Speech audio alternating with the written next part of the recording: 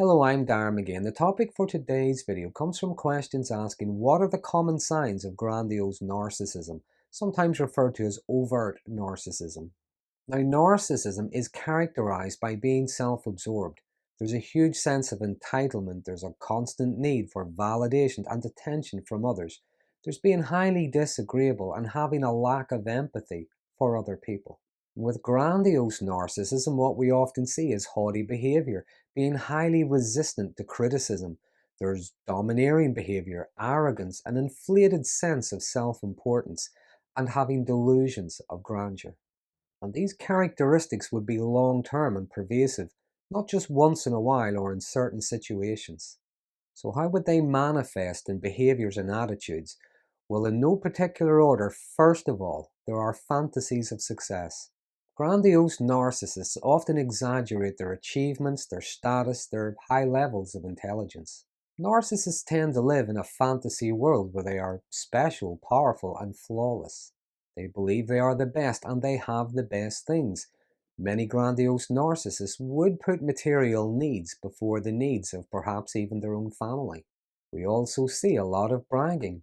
Grandiose narcissists like to be the center of attention, like to be superior, so tend to take over, dominate conversations where they get to highlight how intelligent they are, their virtue, their righteousness.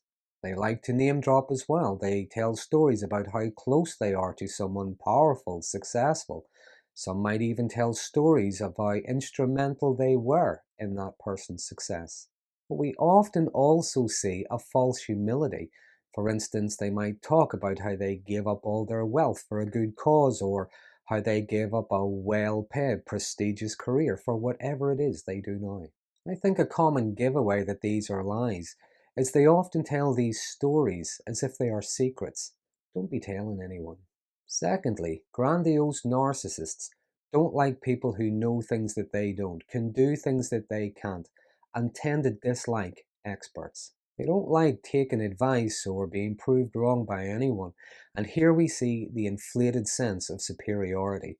Narcissists aren't generally good with humility. They don't like not being recognized as superior. They don't like people with information, knowledge, or experience that challenges their presuppositions. If they hear something that does challenge that presupposition, they will challenge back by asking questions like, are you an expert? Are you a lawyer, a scientist, a doctor, whatever it is? Now, even if that person is an expert in some area, they will still try to find some way to discredit them. That being said, if an expert is confirming their narrative, well, the expert is agreeing with them, not the other way around. They also tend to ignore guidance and advice from experts, believing they know best. Grandiose narcissists like to claim responsibility for successful outcomes, but blame others for even their own failures. If their schemes don't work out, if things go wrong, get worse, or they lose out, they'll claim it was someone else's fault. They were tricked, conned, misinformed, or there was a conspiracy against them. Thirdly, there is superficial charm. They can be very charismatic, quite charming, and this is an attractive quality. It's often how they attract partners and how they integrate themselves into organizations and groups. The charm is superficial though, remember. It's a performance. As time goes on, they tend to go back to being self-centered, self-absorbed. They can be good at inducing conversations. They can seem attentive. Now, sometimes they might only really be information gathering. Other times they might just start a conversation, just so that they can make it about themselves. But despite their charm and their social skills, grandiose narcissists don't work well in groups or in teams, unless of course they get to lead or to dominate. They don't like sharing the spotlight with anyone. They don't like being seen as equal. They certainly don't like being seen as subservient. And they don't want to be exposed as being a fraud. An example could be at work. They might be disruptive, uncooperative, if they have to share responsibility for a project. Number four, they can be obstinate. They can be rigid in their beliefs. It's their way or the wrong way. It is how they see it. Their way of thinking is flawless. Sometimes they behave as if their feelings are more important than facts. Sometimes they behave as if their beliefs are facts. If challenged or presented with any evidence to the contrary, they can become quite hostile.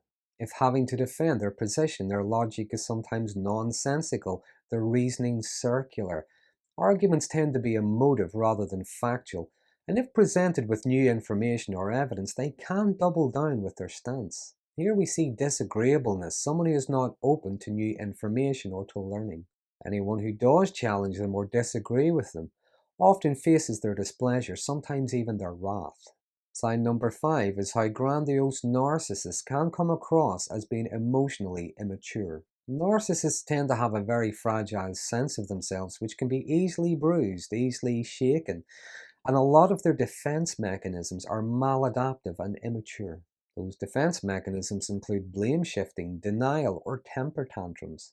Now, those strategies might work for them in the sense that they get them out of a moment's distress, but they don't really solve anything, and more often than not, just make things worse for them in the long term. Other signs of immaturity could be they expect to be admired without having done anything to earn it. They expect to be listened to when they've got nothing worthwhile to contribute. They demand to get their own way with everything, even if it is detrimental to themselves.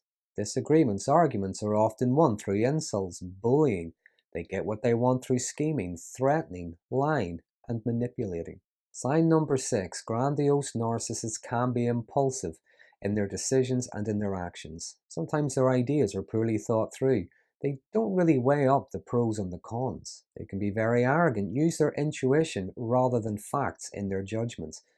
They also make decisions based on their sense of superiority and entitlement rather than the information available.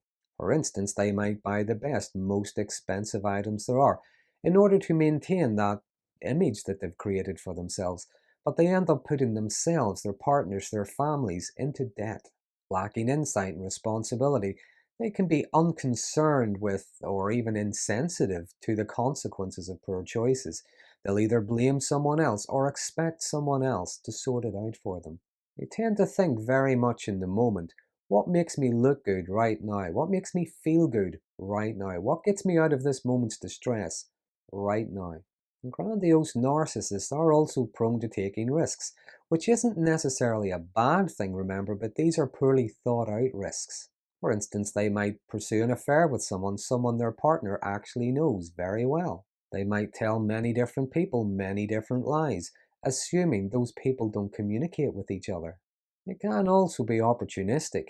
They'll take advantage of others' misfortune in order to advance themselves somehow, or use other people's skills and hard work to further their own agenda.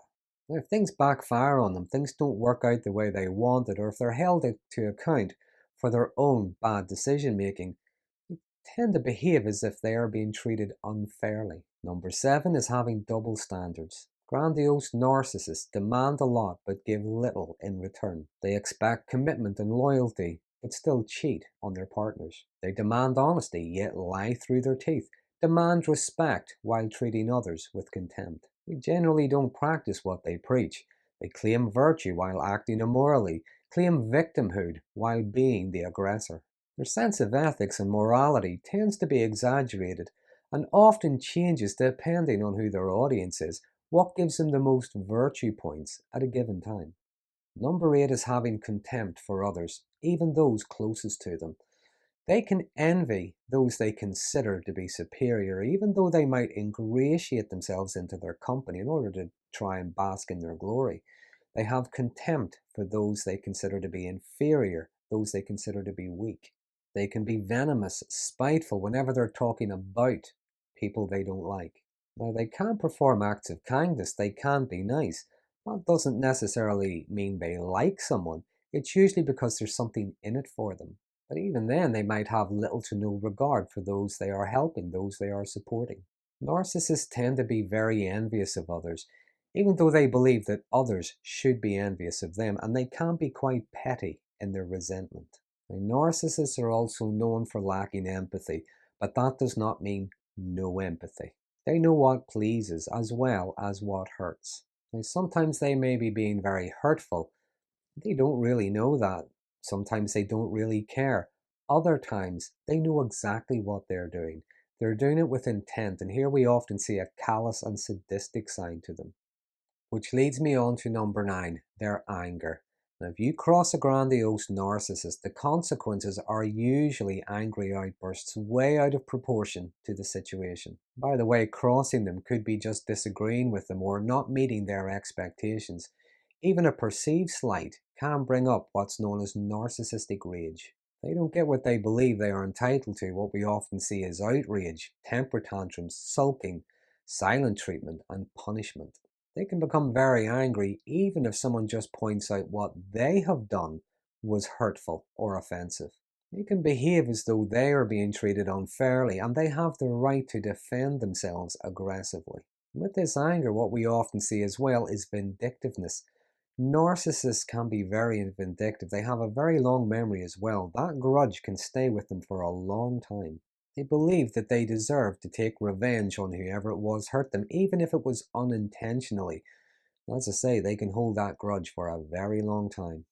The last sign is how grandiose narcissists tend to use people.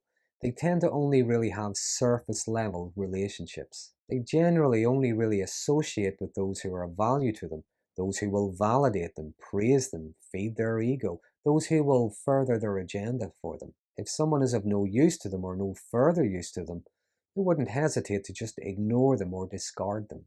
And lacking empathy, they only really see things from their own perspective, their own point of view, so they're not really bothered or concerned with how others feel or what they need.